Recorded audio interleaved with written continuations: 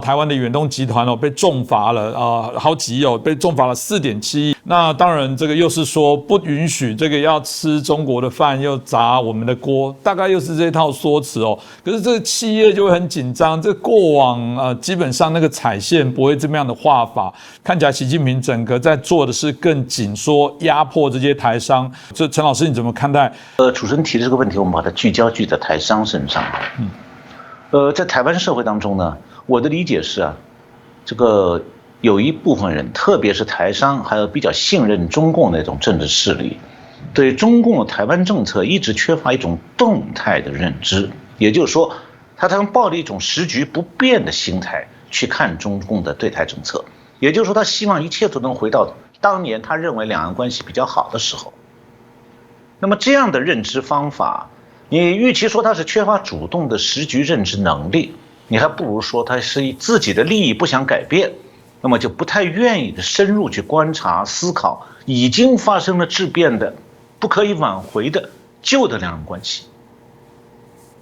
那么这种质变就是两岸关系发生质变，变在中共而不是变在台商。所以对台商来讲现在你与其沉浸在对昔日两岸关系的追忆和怀念惋惜当中你还不如抬头看一看刚才主持人提到这个已经发生了变化的中美关系，你再看一下已经发生了变化的中共当局，那样才是真正有眼光的生存之道。那我前面讲到说，习近平已经改变了中共的对外战略，从韬光养晦变成了张牙舞爪，这是中共这个让台商面对的时局大变的一个征兆。那么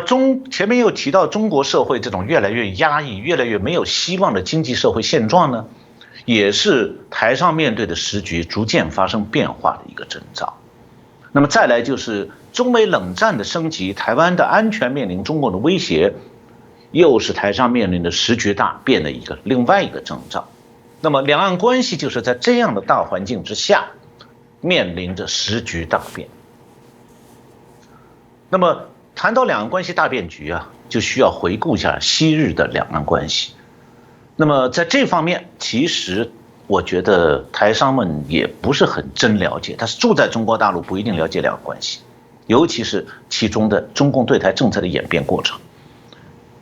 这个我前面提到，中共官媒最近发了一篇文章，叫做《江泽民台湾问题是我的最大的牵挂》。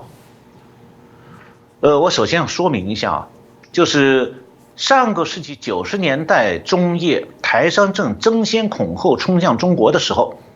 中共在一方面吸引台资的同时，还在做一件事，台商可能想不到，就是要吃掉台湾。中共的政治领导人是一面面临军方要求攻台的压力，一面呢又不得不考虑对美国的关系要韬光养晦，所以往往是最高领导人会压住这些军方的压力。就根据刚才讲的中共官媒这篇文章的介绍，1995年6月的时候，李登辉总统以私人名义访问美国的康奈尔大学的时候，当时中共官媒披露，当时江泽民和解放军的高级将领有一个密谈。当时江泽民说，李登辉访美意味着台独活动已经失控，我们不能任其发展下去，我们必须提高警惕，加强我们的军力和战备。那么当时中共的军方对中共最高层的压力是很大的。中共这个官媒披露，当时江泽民有一段时间每天能收到800封解放军军官愤怒抗议李登辉访美的信件，他们要求打台湾，而台湾的台商当时正冲到中国去投资。当时之所以这件事情没有闹大，原因是邓小平发了一个指示，说是要理性的处理中美关系和海峡两岸关系，那么就把军方的冲动压下去了。然后没多久，1996年3月，台湾第一次总统选举之前，共军又在台海举行大规模军事演习，然后美国是派遣了2个航母战斗群，一共40艘军舰开进台湾海峡。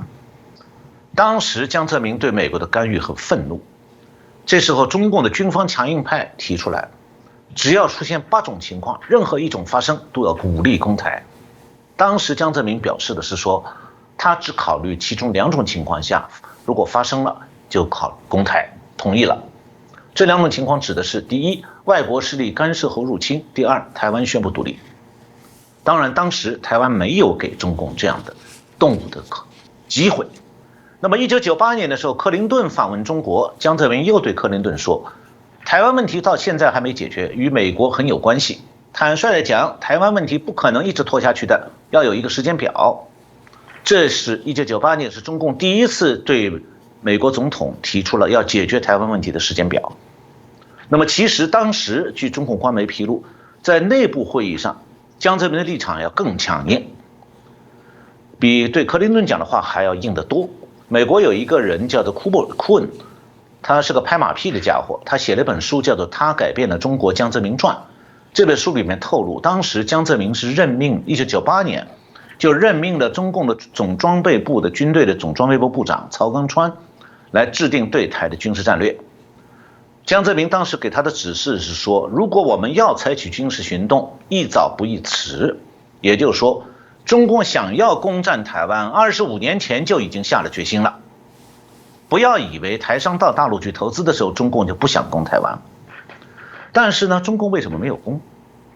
其中有一个很重要的原因就是2000年之前，中共正在努力想加入这个世界贸易组织，就 WTO， 那是中国经济上最大的需要，所以他只好把台湾问题往后放了放。那当然了，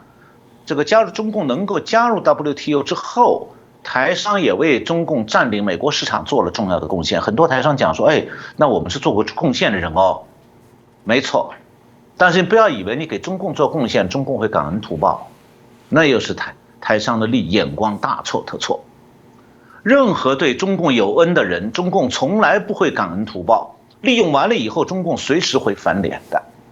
我们在节目里谈过，这个中共建立政权全靠苏联的支援和援助。那苏联对中共来讲恩重于善嘛，比台商的恩情要大多了吧？结果怎么样？10年不到就翻脸。当时是苏联要准备用核武器消灭中共，结果是美国当年如果不是去强烈阻止苏联用核武器消灭中共，同时去拉拢中共投入美国的怀抱，也牺牲掉了美台关系，那么今天世界上可能就是另外一种局面了，就中共被苏联灭掉了。那么中共现在发动对美冷战，也是对有恩于他的美国，当然美国救了他的命啊，也是以怨报恩啊，翻脸相向的。这个回到前面讲这个江泽民那篇文章那这个标题，2004年9月，江泽民辞职，胡锦涛接任军委主席。江泽民交班讲话的时候讲了一句话，说台湾问题是我最大的一个牵挂，解决台湾问题，军队必须抓紧做好军事斗争准备。那么以后的15年里头，马英九时代呢，台湾是一直寄希望于中共的善意，希望说这样就能保住台湾的和平和安全。那中共做成了吗？做了什么？他是口头上虚伪以之外，其实一直在扩军备战。这种扩军备战一开始针对台湾，以后就把目标扩大了。他觉得我实力越来越大，干脆把矛头对准美国，然后点燃了中美冷战。这样的话，就像我们在以前节目里讲过，台湾就成了中美对抗的前线。今天这点我就不多讲了，以前讲过的。那么对台湾来讲的话，两岸经贸是不会改变中共攻台之心的。当年台商送到大陆去投资的时候，中共就想灭掉台湾的。那么9·2共识也改变不了中共的攻台准备的。所以今天啊，夹在中间的台商开始感到难受了。其实，如果台商能够早一点看清中共的意图啊，不要光想的是和中共的台办把关系搞好了，就能够早一点采取主动的一个自救措施了，不那么容易的。因为台商在中国经营，没有人敢和中共叫板的。那是不是说我不叫板，我听话当乖乖牌我就没事了，可以强制久安了？现在我们看到了远东集团遭到了巨额罚款的惩处，对大部分台商来讲都很震惊的。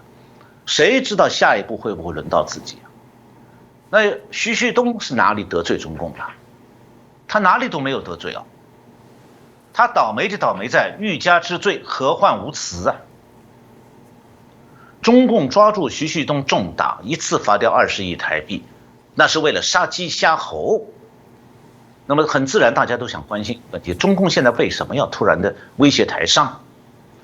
那首先我们要看到说，两岸关系已经进入了大变局。现在不是多讲讲9·2共识，中共就会手软的。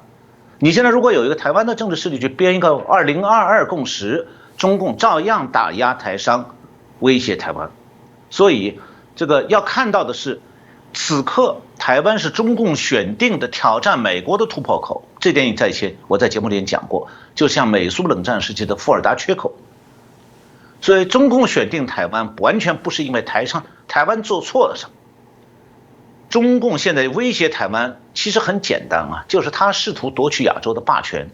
要夺到霸权之前，必须要夺取台湾这个地缘政治上的要冲，这是中共军事战略上的需要。这种情况下，台商经营的那点小小的利益根本不在中共的考虑之列。这第一层。第二层就是在经济层面，中共现在的日子已经越来越难过，他对本国的私营企业都已经开始步步收紧了，那他还会对台商网开一面吗？中共可能对欧美国家的企业网开一面的，那是为了对欧美国家留有余地。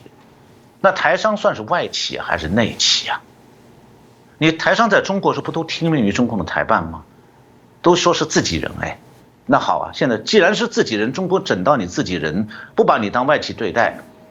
不正好证明你们确实是一家人吗？一家人正好被整了。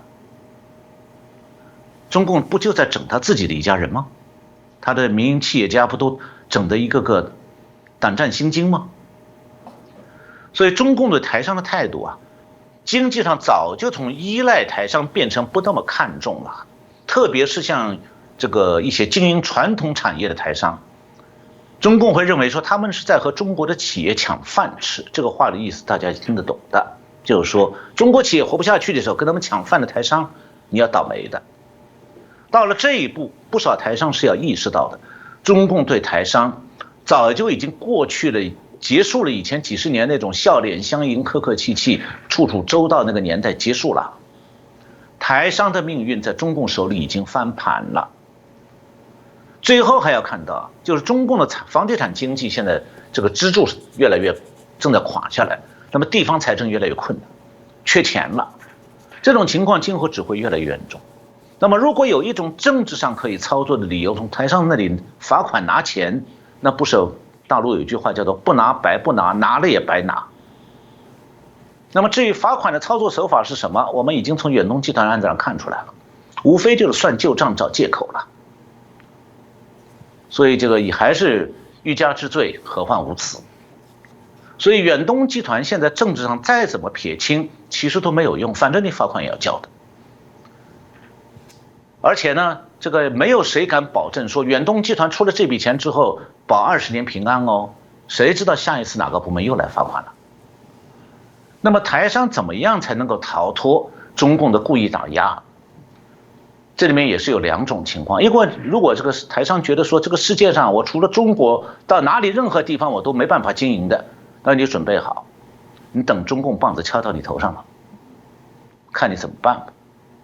那还有一种情况就是，你如果不想艰难的活在中共的棒子底下，那你就不要住到猫的边上去嘛，老鼠干嘛非要住到猫窝边上呢？这就让我想到远东集团的老板徐有祥先生，他不是台湾本土出生的这个企业家，他是1949年把企业从上海搬到台湾的，然后到了台湾，他反而迎来了经营上的黄金岁月了。远东集团的老板如果今天泉下有知啊，他也许会讲说，你以为我当年从上海逃出来没有损失的呀？那点损失算什么嘛？这叫有眼光。我希望说远东集团啊，这次被敲了一棒子之后，让很多台商从中悟出一些自全之道。